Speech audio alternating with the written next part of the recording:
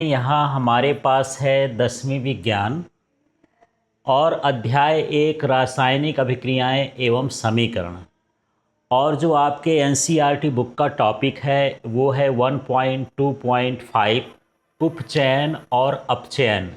तो उपचयन अभिक्रिया, अपचयन अभिक्रिया और दोनों को जो अभिक्रिया मिला के होती है उस अभिक्रिया को समझते हैं। सबसे पहले देखिए, इनमें एक शब्द का अंतर है, इसमें उ लिखा है और इसमें आ लिखा है। तो ध्यान रखना है उपचयन क्या है, अपचयन क्या है। तो यहाँ सबसे पहले उपचयन को देखते हैं और इसको हम ऑक्सीकरण भी बोलते हैं। तो ये है ऑक्सीडेशन रिएक्शन। तो ऑक्सीडेशन रिएक्शन को देखिए क्या है, वह रासायनिक अभिक्रिया है जिसमें किसी पदार्थ में ऑक्सीजन की वृद्धि होती है, मतलब ऑक्सीजन उसके साथ जुड़ता है, तो हम उसे बोलेंगे कि ये ऑक्सीकरण कहला गया। इसके नाम में ही है। थोड़ा सा हिंदी में आपको ध्यान रखना पड़ेगा। अपचयन का मतलब ऑक्सीजन का जुड़ना है, या कह सकते हो हाइड्रोजन की कमी हो जाना। कोई भी यौगिक है, यदि उससे हाइड्रोजन हट जाता है तब भी वो क्या कहलाता है, ऑक्सीकरण कहलाता है। या इलेक्ट्रॉन की हानि होना, वो भी ऑक्सीकरण कहलाता है। अब यहाँ पर इलेक्ट्रॉन की हानि, ऑक्सीजन का जुड़ना, हाइड्रोजन का हटना, ये सारे उदाहरण समझते हैं। तो चलिए सबसे पहले जो आपके एनसीईआरटी बुक में दिए हुए हैं उदाहरण, उनको देखते हैं। तो ये देखिए उदाहरण है कॉपर वाला, ये आपके एनसीईआरटी बुक का ही है, इसको देख लेते हैं। तो उदाहरण क्या है, कॉपर को हवा में गर्म किया जाता है तो यह ऑक्सीजन के साथ मिलकर के कॉपर ऑक्साइड की काली परत बना देता है। अब जैसे ये कॉपर है, जनरली कॉपर हल्के पीले रंग का होता है या कत्थे रंग का समझ लीजिए। जब हम इसको हवा में गर्म करते हैं तो हवा में मौजूद ऑक्सीजन जो होता है इस कॉपर के साथ रिएक्शन करता है ना। ये तापन का मतलब ये है कि इसको हम क्या कर रहे हैं, गर्म कर रहे हैं। तो हमको जो मिलता है वो कॉपर ऑक्साइड मिलता है, और ये किस रंग का हो जाता है, काले रंग का हो जाता है, मतलब ये काली परत इसके ऊपर चढ़ जाती है।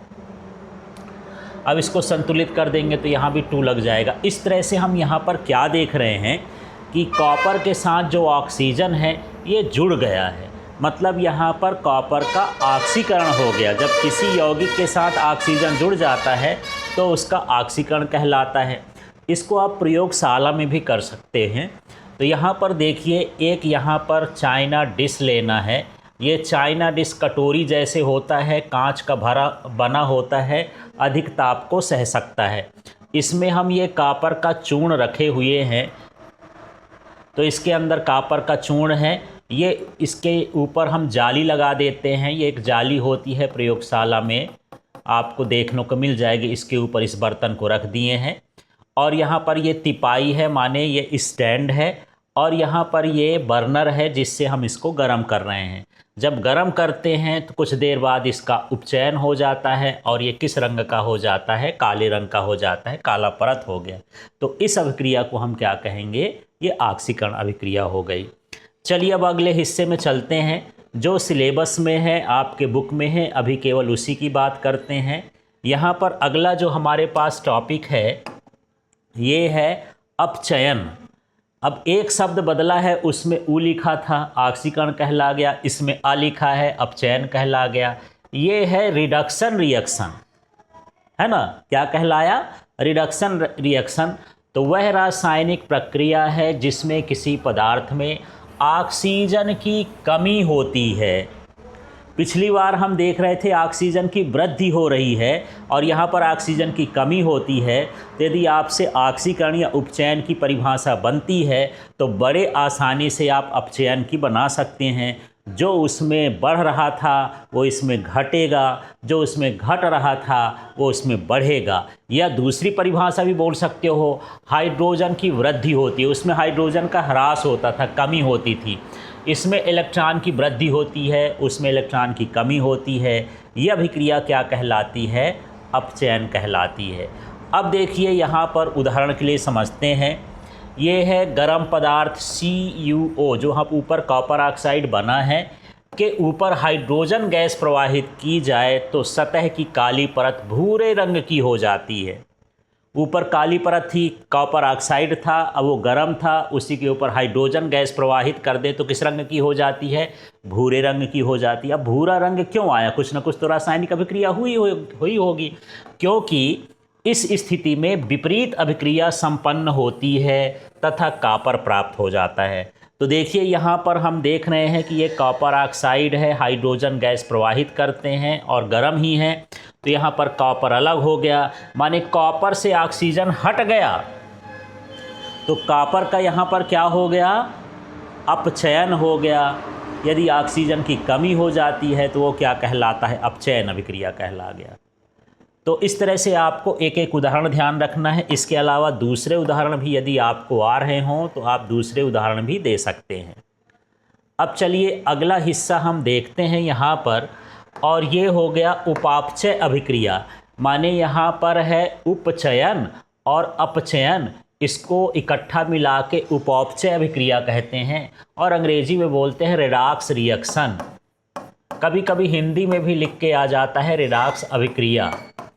तो इसके नाम में ही है, इसके नाम में क्या है? उपचयन अपचयन, माने रेडॉक्स में है रिडक्शन और ऑक्सीडेशन।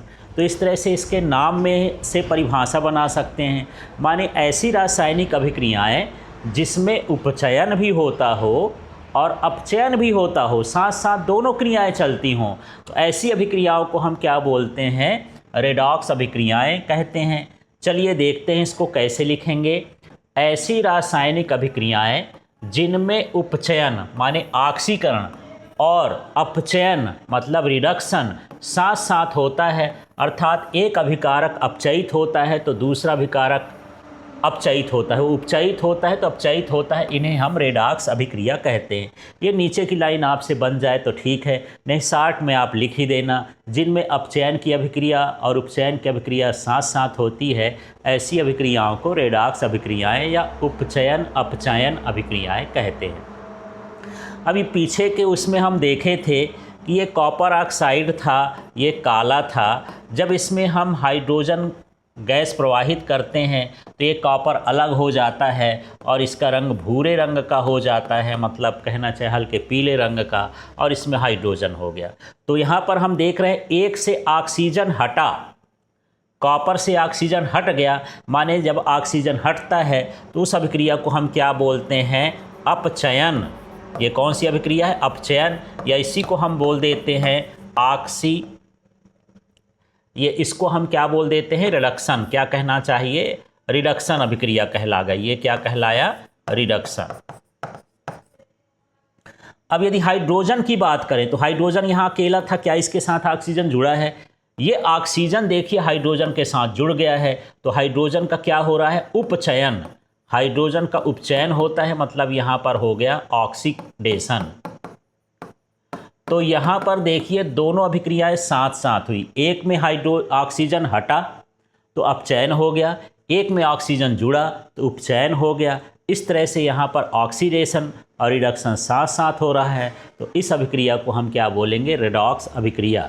और परीक्षा में तीनों तरह की अभिक्रिया आती है, ध्यान रखना है। उपचयन भी आएगी, अपचयन भी आएगा, उपचयन अपचयन दोनों आएगा, तो आपको इनकी परिभाषा याद रखना है और साथ में एक एक उदाहरण ध्यान रखना है। अब इनके कुछ और उदाहरण भी देख लेते हैं जो एनसीईआरटी बुक में दिए हैं, तो चलिए इसको समझते हैं।